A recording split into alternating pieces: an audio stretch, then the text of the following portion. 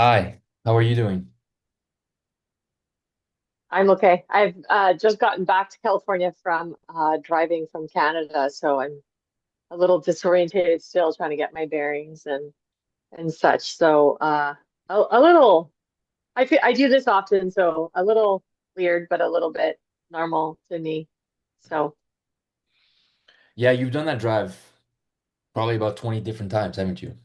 In the past I 5 years. do, and I do, and I do it because and I move all my own some ingredients for our Canadian market, and I move product also to supply our Canadian market. And then in Canada, I distribute. So we we're the real deal. We handle every part of the supply chain, and so that requires the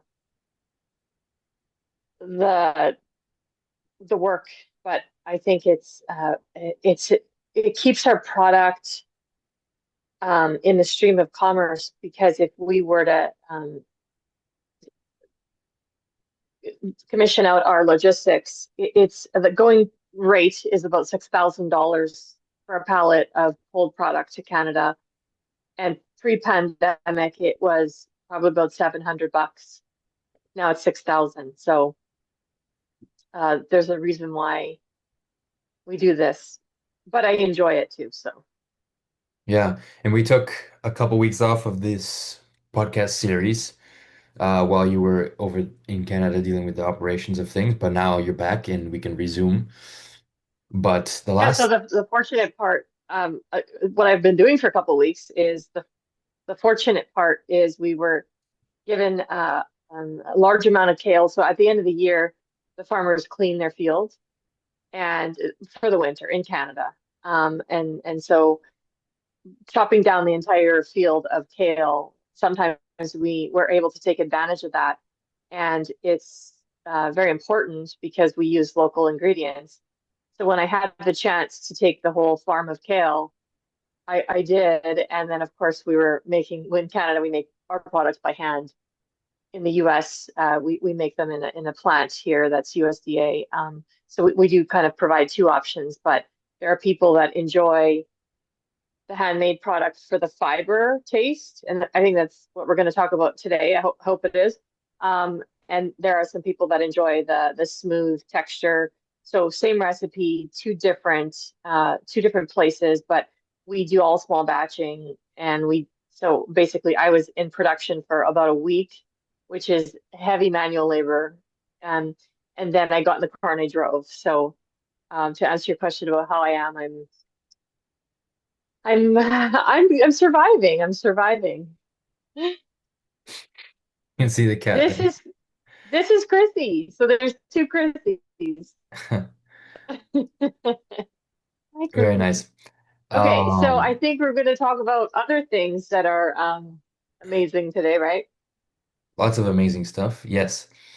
Um, and the last time we were talking on this on the series was we were discussing specifically nutrition, like different variations of nutritions and diets and stuff like that, trying to educate our viewers on the differences and maybe misconceptions of certain things.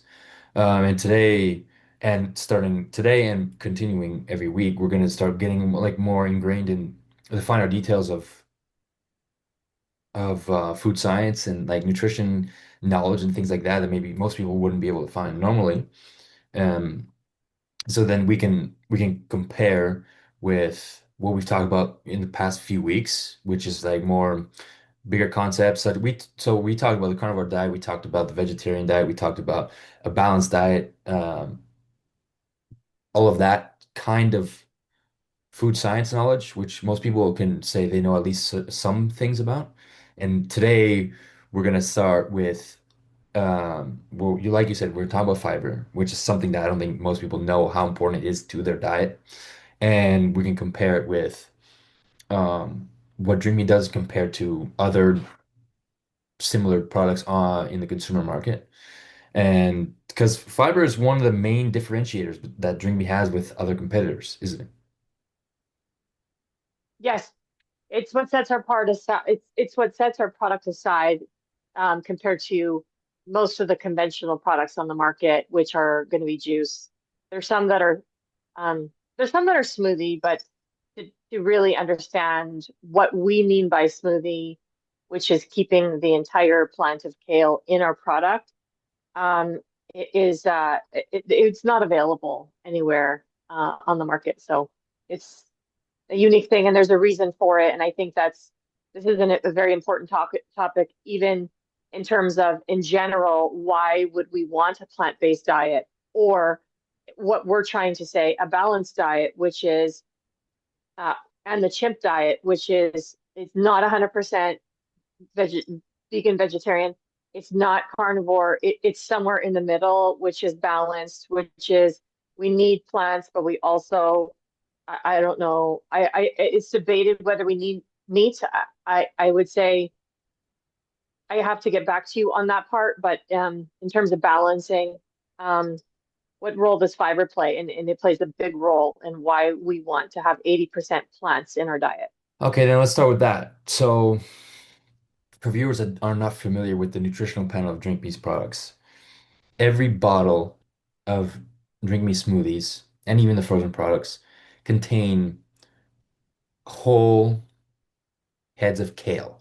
And kale is popularly known to contain a high density of fibrous material. So, like for example, when people blend fruits, let's just use that example. When you blend fruits, the part that's left over that's filtered out of a juicer, for example, that's the fiber part of the fruit. The part that most people think is bitter, that you don't find in a juice or anything like that. The fibrous part is the stuff that's filtered out. And in Drink Me, it's contained in the bottle because it's blended together. And so nothing is filtered out. For example, we don't blend the apples before we put the juice inside. All the whole apples blended in Yeah. with kale.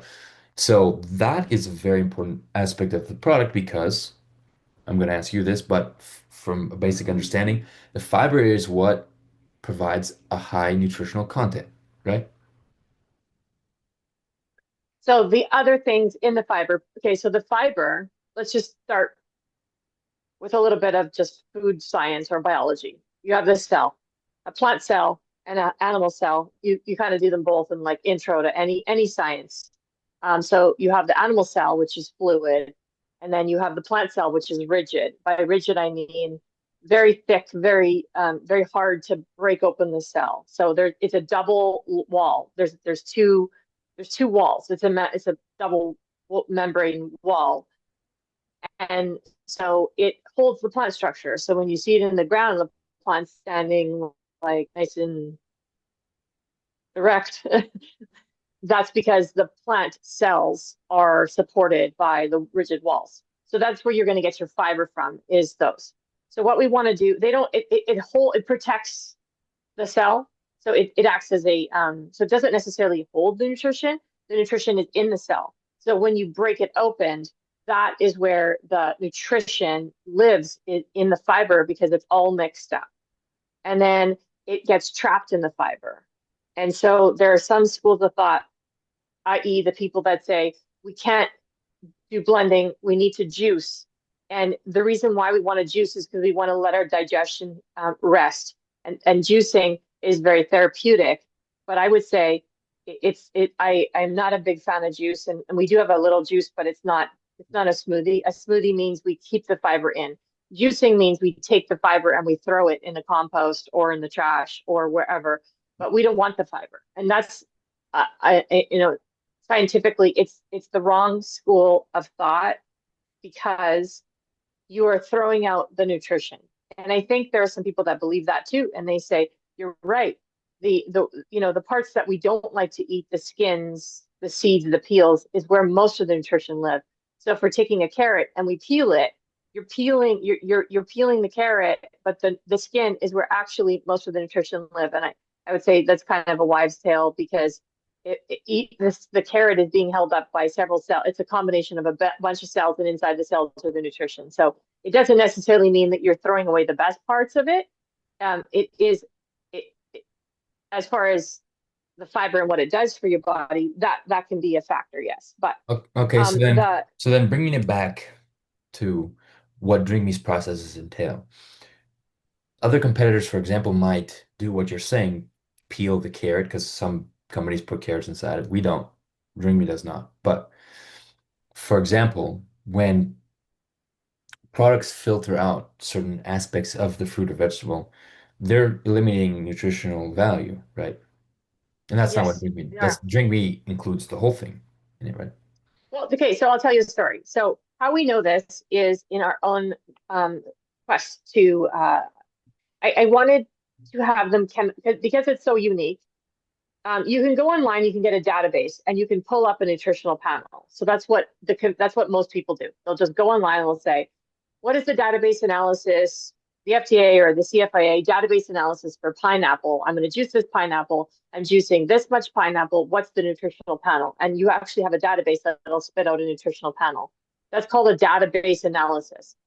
In our case, we sent it away to a lab, and that lab did they dip it and they test it for nutritional panel, and in hopes of getting a really accurate value, but also you can't find our product on the market, so there really isn't a database analysis of our product on the market, and that was the first reason.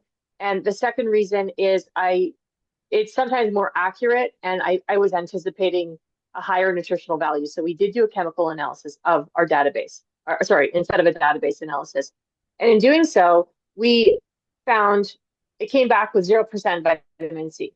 And I already know that kale is high in vitamin C. So are the citrus that we're putting in there fresh from the farm. So there's no way that there's no vitamin C in there. So I had them go back and I said, where's the vitamin C? You didn't, you have to do another test. Ran another test, no vitamin C. So we went to a vitamin C expert at the university, and we found out that the vitamins are hiding in the fiber. And so they designed a special test to extract the vitamin from the fiber so we could measure it. And so this is how important, not only are you needing the fiber to scrape the intestine and pull out the toxins, but you have vitamins that live in the fiber, and your body needs to absorb those vitamins. And so if you wash it away before you even consume it, then you're washing away a lot of that. So basically, in my case, 0% vitamin C. So if you have a database analysis and you think, oh, this product has so much vitamins in there, so much, and you've washed away the fiber, how accurate is that database analysis, and what is actually in there? Is there, or is it just in theory? Because database analysis is theory, right? So that's a good lesson on in terms of how important fiber is. And then I also in this case, I think I should mention that there is different types of fiber, and um, plants have different types of fiber, but specifically kale. And this is what makes it a superfood.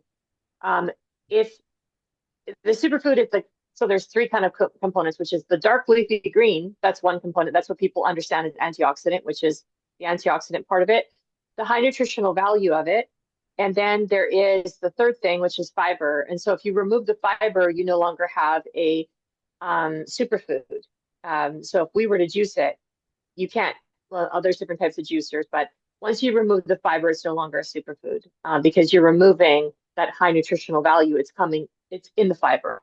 But kale has fibers. So the first type of fiber is soluble, which means it absorbs liquid, and insoluble, which means it doesn't absorb liquid, it scrapes. So as this product moves through your body, you've got these two types of fiber, one being the soluble fiber, so it soaks up the toxins in your body, basically, in your intestine.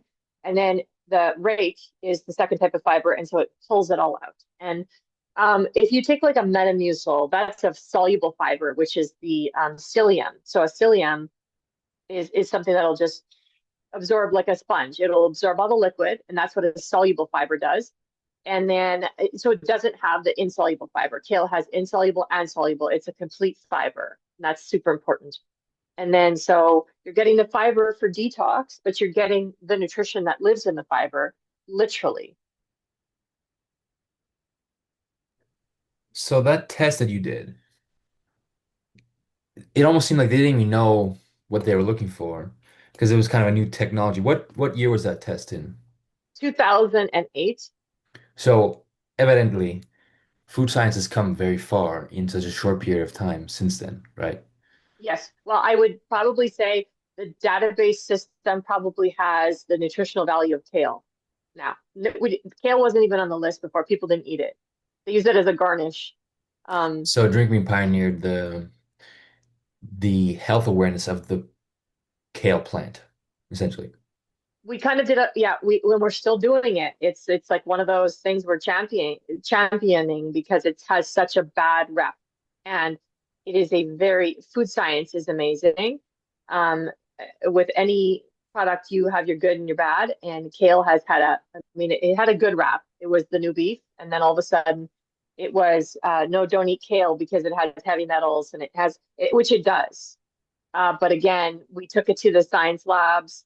Actually, we have our more recent test was in 2021 because we test for heavy metals and that fantastic fiber, which can contain, and this is also why people say remove the fiber because it can hold toxins, so it can hold a nuke value and it can hold toxins.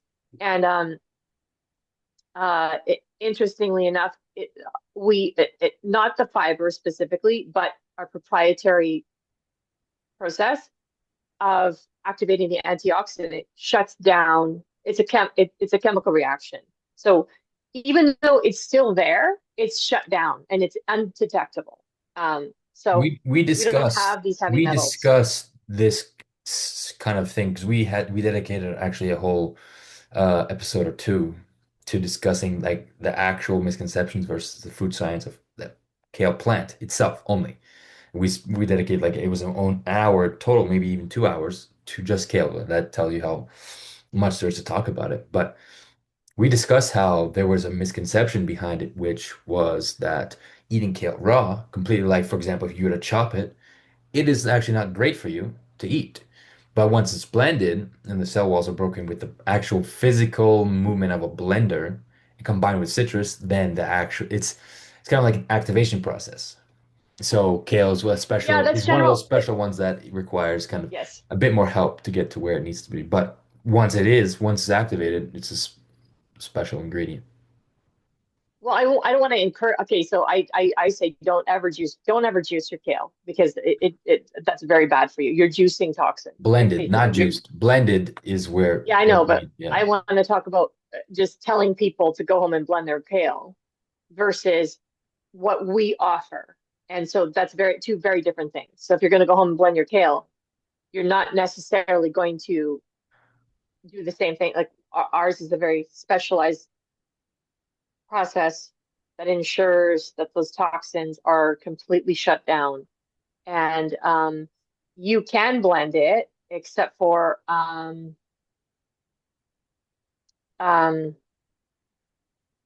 just one second. I just I was just looking at something. I thought it was an emergency. You can blend it, but it's not.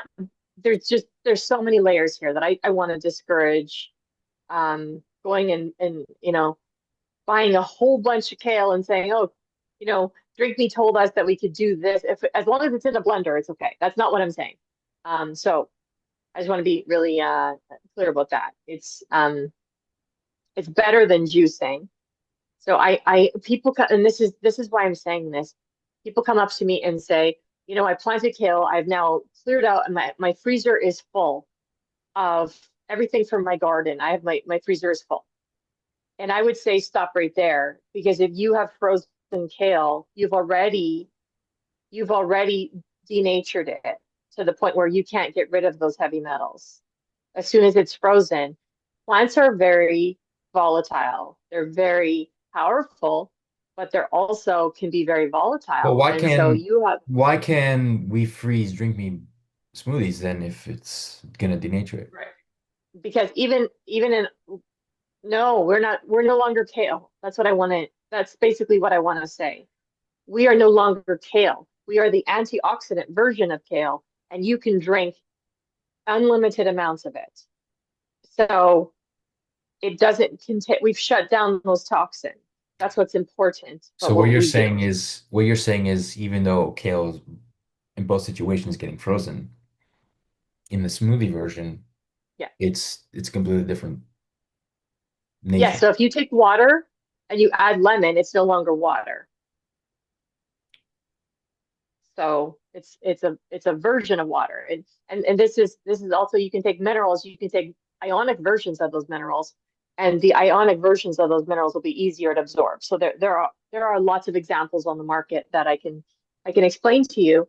But just because you've harvested your crop of kale and put it in the freezer, or gone over to, the store where they now sell chopped up, where you get chopped up spinach and like pineapple and stuff like that, and said, okay, you know what? I need to eat kale, and I'm going to, instead of juicing it, I'm going to blend it. So I'm going to buy this frozen kale, and then I'm going to blend it into a smoothie.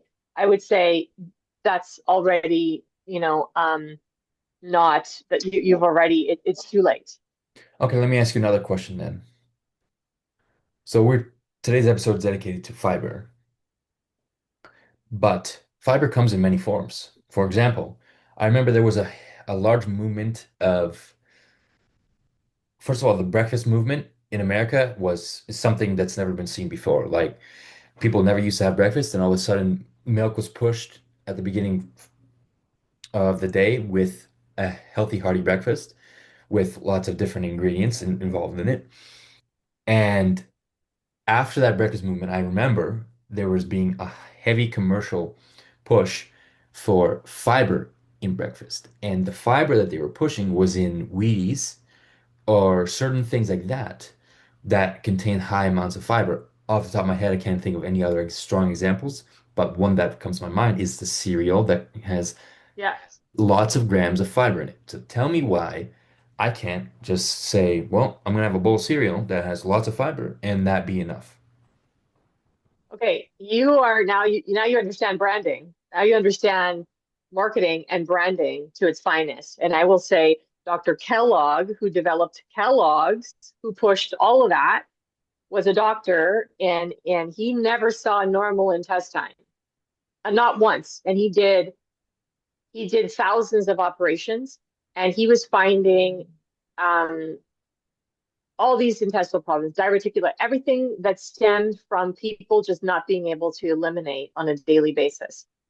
And so he thought, light bulb, hey, let's make some profit off of this. So let's put, and breakfast, everyone eats breakfast, right? It's the start of the day. Let's put fiber, let's push fiber, and let's use this, like we need, the people need, and it actually started with corn. And that is just like, when we think about what is good for a human, it's not corn. And so that's just a funny story. But you're right about that with the breakfast, and you're right about that also with the movement of and now things are starting to turn around on a world scale. The breakfast item of choice is a green smoothie for breakfast. And the most important thing that I think is, to come away from that, is now people are choosing plants as their method for fiber, and rather than Wheaties, which is a wheat base, right? Which you're going to get that, like that sponge of a soluble fiber, but you're missing the rake, which is the insoluble fiber that'll rake the toxins out. So I think there's a couple of things that, maybe you're taking away from this about those different types of fiber, and the breakfast of choice.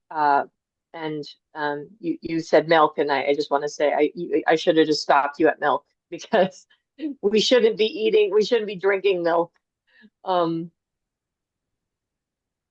it's just that, that's for baby cows.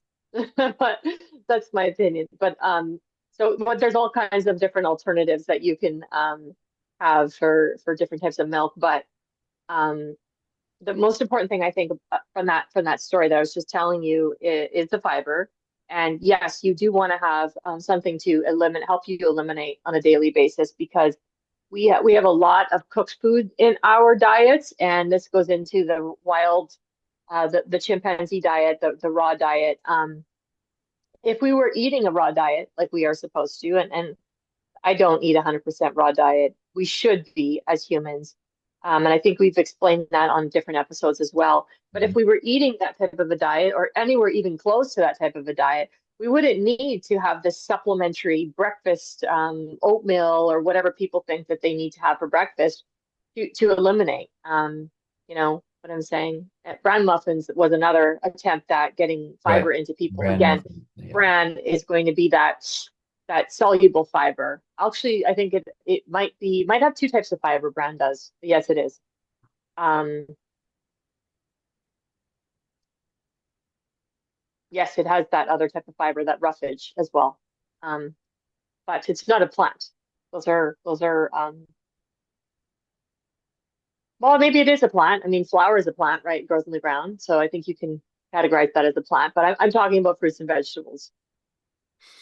So essentially what you're saying is any fiber is better than no fiber, but then there's different levels to the fiber game, essentially. Yeah, I mean, that's a discussion on elimination, not nutrition. Um, because eliminate that's a different topic. That's detox. That's like removing.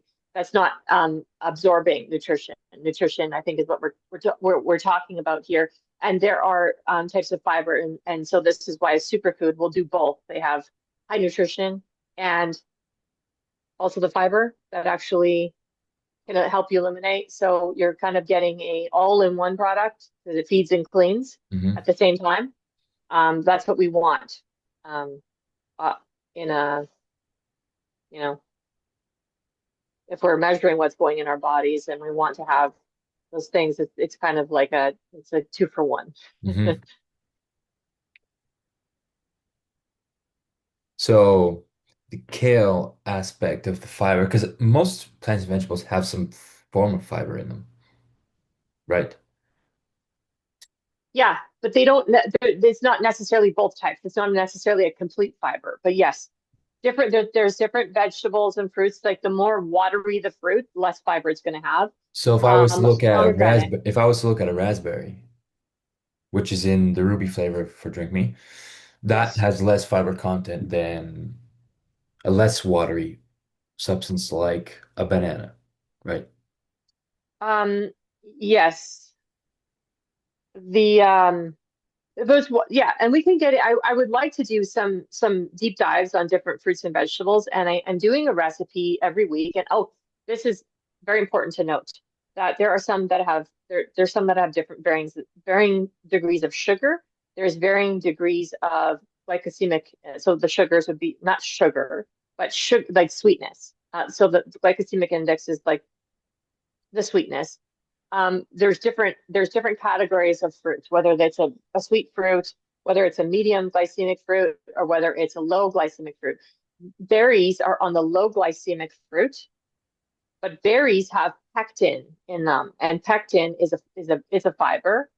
And it's just like it when we work with the raspberry, it's it becomes a gel. So and that's what some of these products like psyllium and stuff like that they'll have that in there because it absorbs and pulls out toxins from the body, but it's not the same thing as a fibrous um it's not the same thing as a fibrous fiber. But in the case of raspberries, we keep the whole raspberry inside the product. So you are actually getting this raspberry seeds are like they're like a stone fruit. They're so tough. And then when you break them open and then we keep them in the product, it's going to also add to that roughage that scrapes. Um, but to that, I want to be careful because some people that have, some heart conditions and such sometimes cannot have things like the seeds because it can get stuck. And if you have diverticulate pockets, that stuff can get stuck. So I want to be very careful about that. I'm talking about um, people that don't have, I mean, you always should work with, if you have a specific issue, you have to work with like irritable bowel syndrome. You shouldn't have that much fiber. I have had a lot of people with irritable bowel syndrome and that have used our product and have used it effectively, even though the recommendation is you should not have any fiber in your diet. And so I want to be cautious when we're talking about this. We're assuming a normal intestine when we talk about these different types of fiber.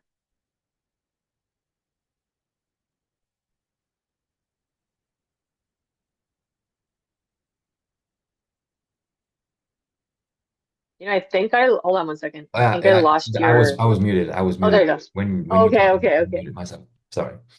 Um, Obviously, this food science is not perfect, and we still don't know a lot about it. But I think what you said was important. So, like when we apply these concepts, it's not always one size fits all, and most of the time it's not. But it's important to understand the basis from which a lot of health comes from, because then you can tailor it to what you need. For example, um, fiber can be found in many different forms, and kale has a less high sugar content than a raspberry. That's the two that I gave an example of a couple minutes ago. So people may favor the fiber content from kale than a raspberry, for example, or vice versa. If they lack the sugars needed in a daily basis, they may opt for a higher sugary substance that contains fiber, obviously with a natural origin. So these things is never one size fits all, and that's why drinking has more than one flavor, which what we've talked about this before. Each flavor is meant to adapt to a certain preference. The coconut flavors contain coconut water instead of orange juice to eliminate the high sugar content, but they also contain ginger, which probably has a lot of fiber in it. I'm not 100% sure of its specific content, but ginger, I think it does, right? So It ginger, does.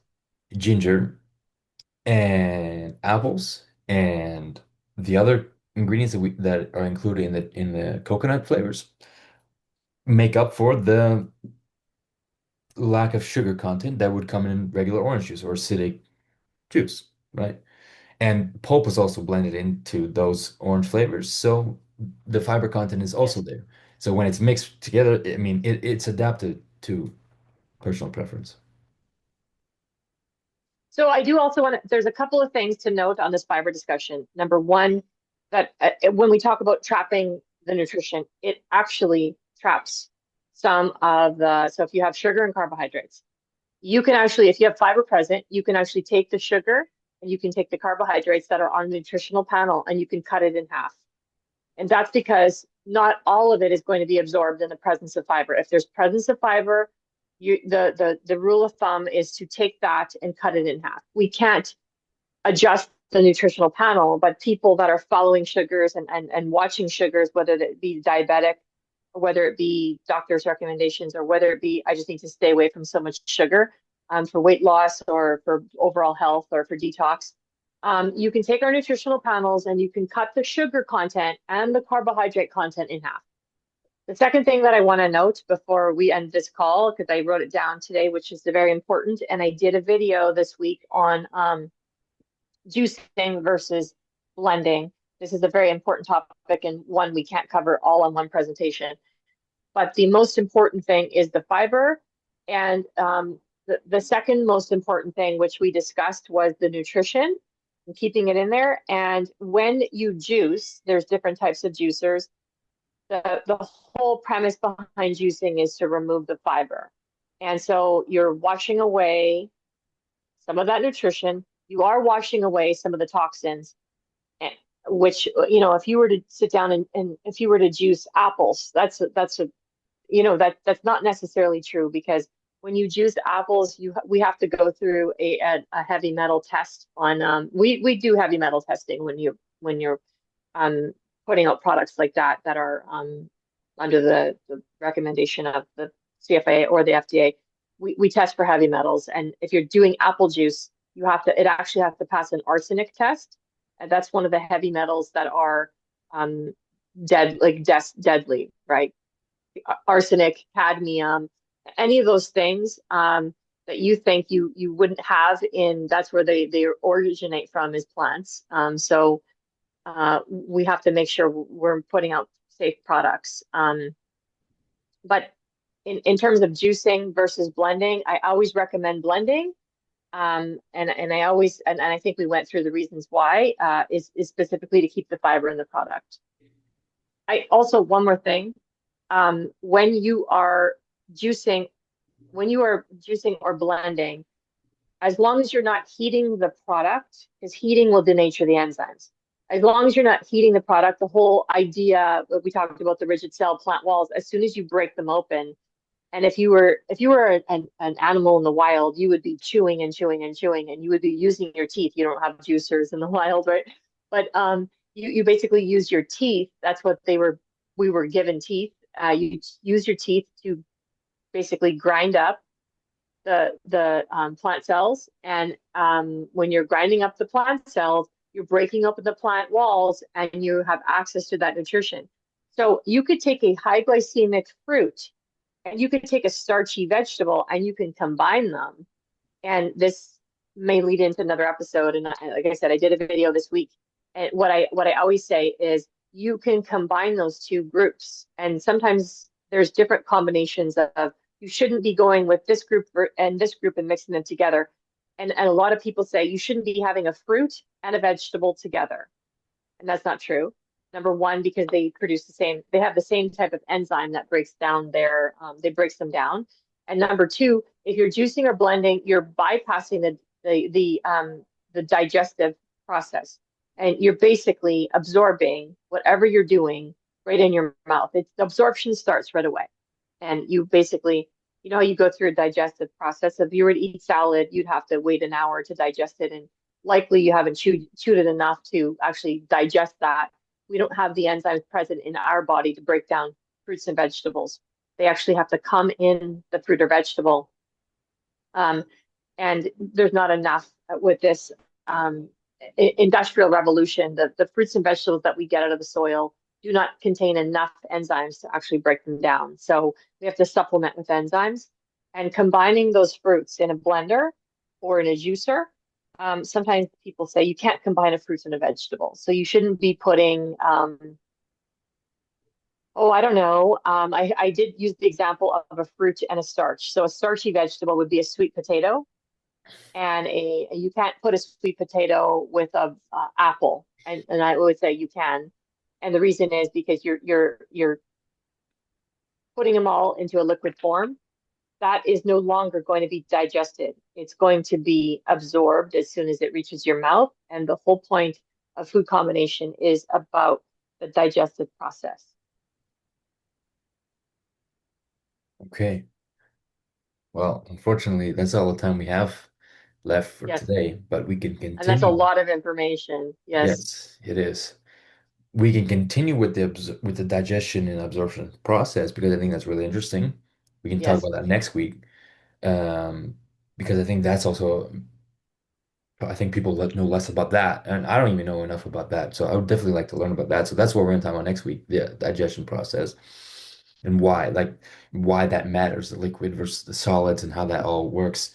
But like I said, that's all the time we have for today. But I really appreciate your time, and it was really informative today. And Thank you. we'll talk next week. Okay. Have Thank a you good very week. much. You have a Okay. great Take care. rest of your Sunday. Okay. Bye.